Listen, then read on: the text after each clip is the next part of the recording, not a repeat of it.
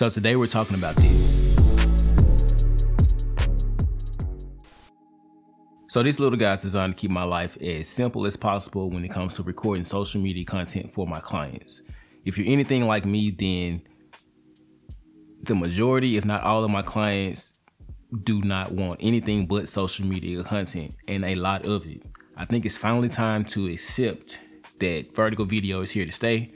Maybe you've accepted it already, but I'm finally settling into a point to where I believe that it's not going anywhere anytime soon.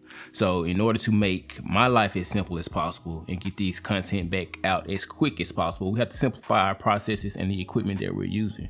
We don't have to have these over-the-top expensive rigs to complete these simple projects. So I'm going to give you a breakdown today of what I do when I'm recording video and this little rig. So let's start this off by saying that this rig is designed to be minimal. I didn't want a monitor. I didn't want any cables hanging around everywhere. I just wanted to be mobile. I wanted to be able to pick up my camera and go without the hassle of anything else. This rig only really consists of 3 additional pieces outside of your camera and lens, of course. So first things first, you're gonna need a cage for your camera. They can be a full cage like I have here on my A7S3, or it can be a half cage. The idea behind having a cage, well, first things first, it protects your camera. The second part is you need the mounting points to be able to mount other accessories to your rig.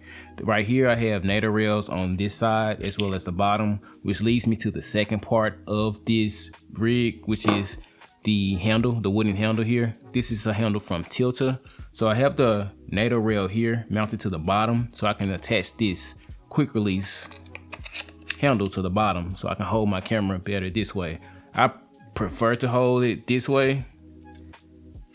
It just feels more comfortable in my hand. But the good thing about this case that I have, which is also from Tilta, it has a built-in, let's get this off. So it has a built-in NATO rail here on the top. So if you prefer to hold your camera the opposite way, you can just slide this on and lock it down, and you can hold it this way. So if you're one of those guys that like to have a monitor with you at all times, I would say mount it this way because it frees up your HDMI port. And then this is a NATO rail as well, so you can get a monitor mount that slides your monitor right here and you still have access to all of your cables. But me, I want it this way. It just feels better in my hand. So you remember what I said about having a cage, having different mounting points? So the most essential piece of this particular setup is the quick release plate for the DJI Ronin S2. It works for the RS3 as well. But I mount this to the bottom of my camera cage here, and I can easily slide this rig onto a Ronin with the handle attached, and it balances just fine.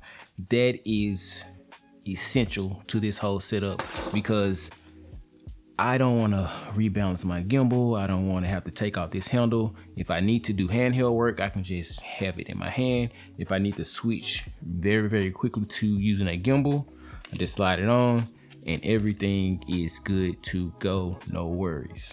So if you are one that prefers to use this handle on the other side of this camera cage, then just keep in mind that this quick release plate from the Ronin does mount to this side as well because it has additional mounting points. I have a NATO rail on this side, but you can use this on this side.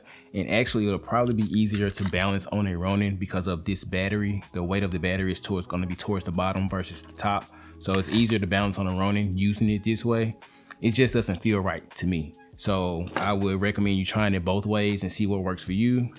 This other side just works better for me. It feels a lot better in my hand. So one final tip that I have when recording vertical content, the 2 lenses that I normally use are a 24mm and a 50mm. With the 24, it's really more of an environmental shot. It really showcases the scene. And when I need to squeeze in on an individual or it's more centered around an individual, I use the 50mm. Anything outside of that is either too wide or is way too tight for my taste. So that's just what I use. Use what works for you. I always say that on this channel. But that's it for me in this particular video. If you have any questions about this particular rig, or if there are any other videos you want to see from me, then just let me know in the comments. Otherwise, peace.